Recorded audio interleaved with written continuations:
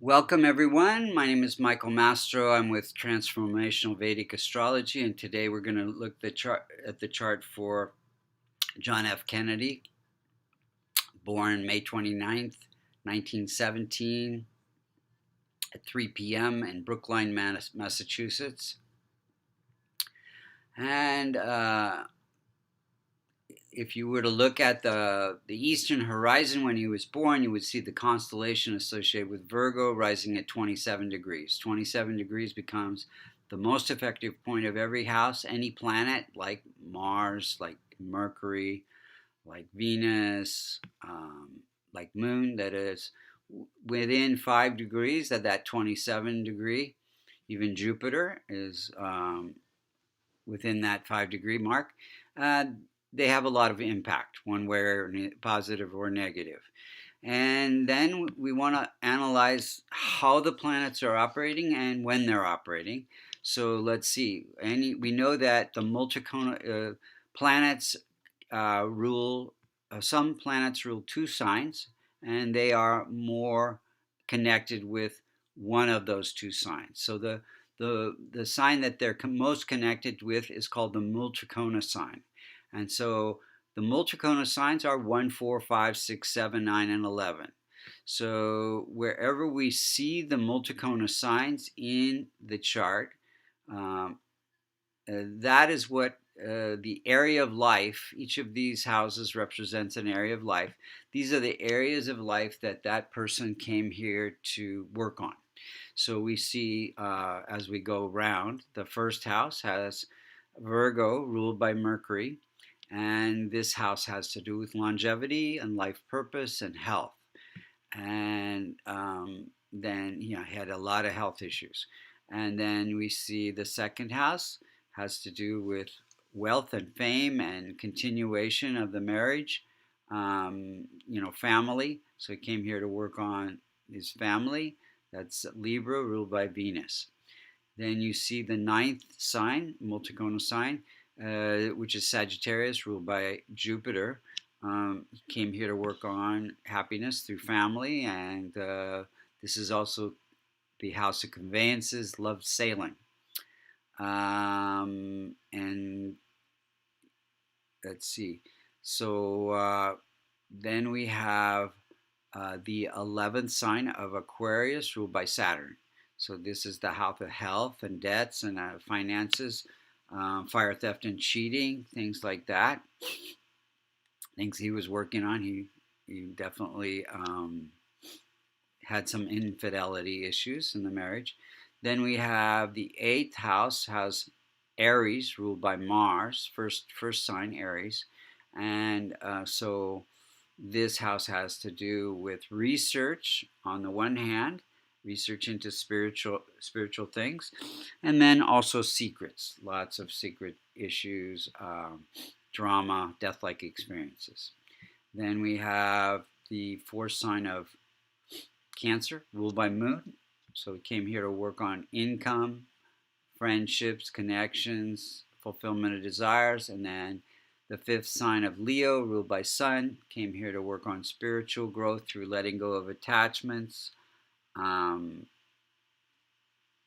addictions, and sleep issues. All of those are combined in that house. So those are the main areas of life that he's working on. So now we'll go through and look at each planet and how it's operating in the chart. Now we know that any multicona signs that fall in the Dusthana houses, the houses that create challenges to help us grow, 6th house, so Saturn becomes malefic. Then we have Aries, ruled by Mars. Mars in the 8th house, Mars becomes malefic, as well as Sun in the 12th house. Those are the 3 malefics, along with Rahu and Ketu, that are in every chart, malefics in every chart. So we'll see. So Sun, we know, is malefic. It's at 15 degrees. It brings some difficulty with losses. He lost his brother, his brothers, and his father. Sun represents father, was not good support for him. He was off doing things and not really paying attention to the kids. He was, I think, an ambassador to UK or something like that. Sun also represents digestion. He had a lot of stomach issues, immune issues, and he dealt. This is also foreign land, so he had a lot of dealings with foreign countries, and then some addictions with painkillers for his back that affected his judgment. So that. Then we have Sun is at 24, close to the most effective point, so it has a lot of impact, and it is in it becomes weak. Any planet that's in the 6th, 8th, or 12th that rules the 6th, 8th, or 12th becomes weak, as well as Jupiter that's weak in degrees, less than 5 degrees or more than 25. So, like Mercury is more than 25. So it's weak, and it has to do with dealing with the public, consulting, hospitality, and it's ruling this house of income and friendships and fulfillment of desire. So it's a little bit weak, but did give some political skills,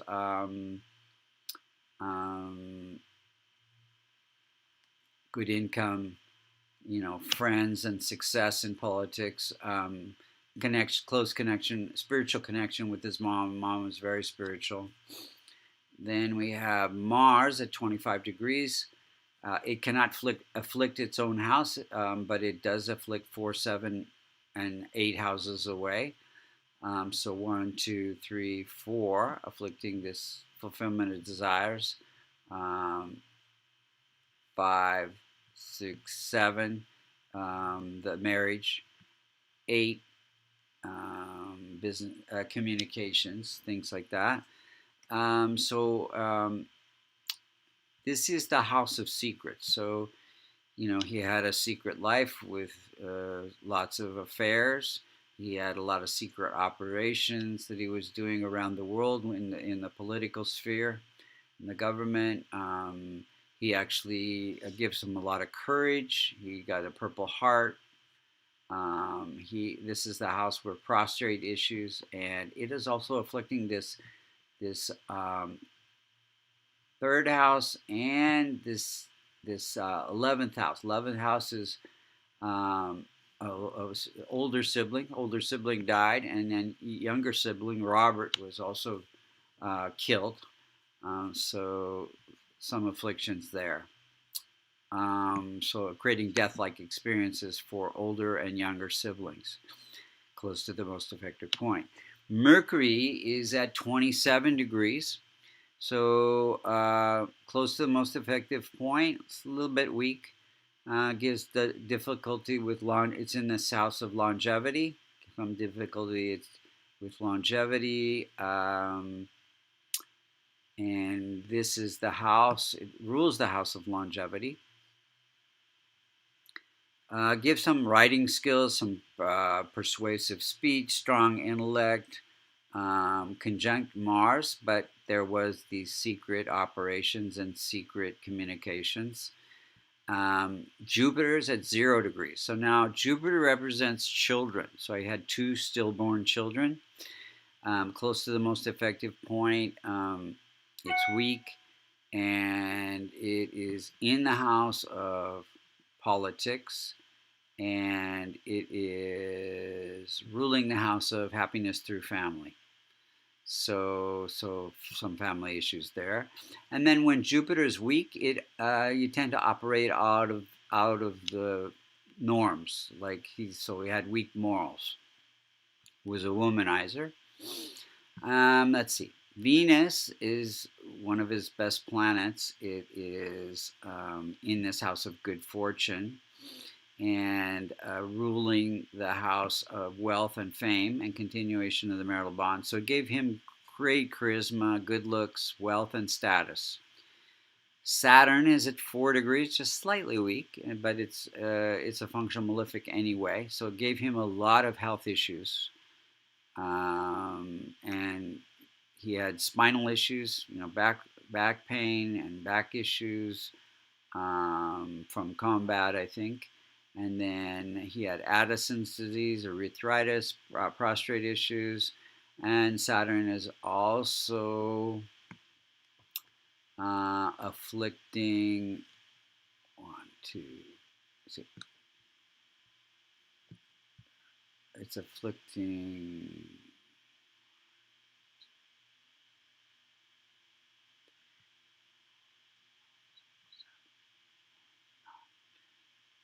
yeah, no, it's not, because it's not within 5 degrees of any, the most effective point. I don't think it's afflicting anything, but it gives difficulty with longevity because it's slightly weak, and the health issues as well. Okay, so then Rahu and K2. So Rahu, it gives desire for happiness and through family and the sailing. K2 gives spiritual insights into his career. He was a unifier, a spiritual leader, as said to be. Mercury and Mars are conjunct. They're within 5 degrees, so they impact each other. I forgot to mention that. So let's look at the timing of events. Okay, he got into Congress, he was elected into Congress in 1946 during a Rahu-Jupiter period, desire for career. Jupiter is in the house of politics. It has to do with law and politics. And then he had spinal surgery in Rahu period, unexpected events, K2. Put his career on hold a little bit for that time. And then he had a daughter during a Rahu Venus period. Venus would be adding on to the family. Good fortune through family. And Venus is feminine, so it was a daughter. Then you had in 1957, in 61, he became president during a Rahu Mars period. So Rahu is, desire for the career. Mars is windfall. Got elected. This is the house of windfall. But then it was a foreboding issue because it's death-like experiences as well. So he was assassinated in a Jupiter-Saturn period. Saturn is the indicator for longevity and health. And Jupiter is weak, we know that. So it gives the ending of family. And if we look at the transit chart for that period, November 27, 1963, we can see a number of things going on. So Rahu and K2, transit Rahu is afflicting natal K2, and transit K2 is afflicting natal Rahu, causing difficulty or end of family, end of career, short-lived career.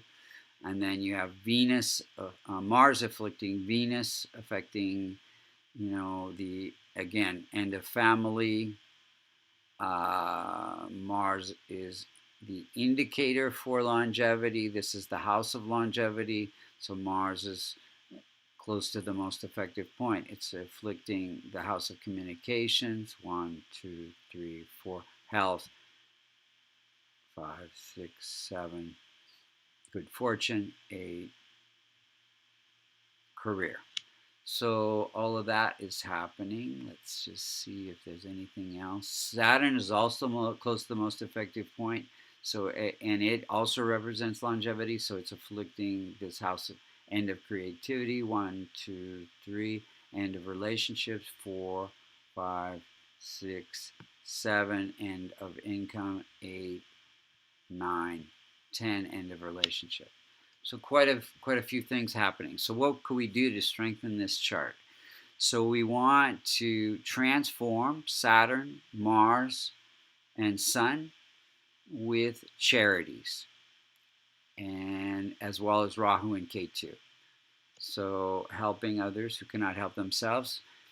Saturn is service, so his life was really about service, helping other people. So that he was taken care of to some extent. Also, chants, Gregorian chants. He was Catholic. That would have strengthened or transformed those malefic planets. But you could also, for Saturn, say Shiva, Mars, Hanuman, Sun, Vishnu, Rahu, Shiva, Ketu, helping spiritual organizations, listening to Ganesh chants. And then definitely need to strengthen Jupiter, which is very weak. Could have helped with his children and his politics and his family. So yellow sapphire or kavash, a locket containing the Devata yantra for Jupiter, as well as moon, would have helped his income and fulfillment of desires. So wearing a pearl or the kavash, and then Venus would have helped with family again. So that would have been diamond or the kavash, and then Mercury for communication, business, longevity. So green, emerald, wearing green, as well as a kavash would have been helpful. So those are the main points for this chart.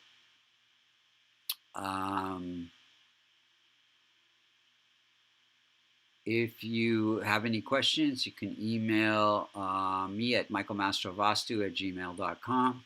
If you'd like to get a reading, you can go to www.vastucreations.com. You can see this form of astrology is very accurate. And if you'd like to learn Transformation Vedic Astrology, you can go to American Institute of Vastu.com. And if you want to get certified as an astrologer, you can take level 1 and level 2 at AmericanInstituteOfVastu.com. Thank you very much for listening. I'm Michael Mastro.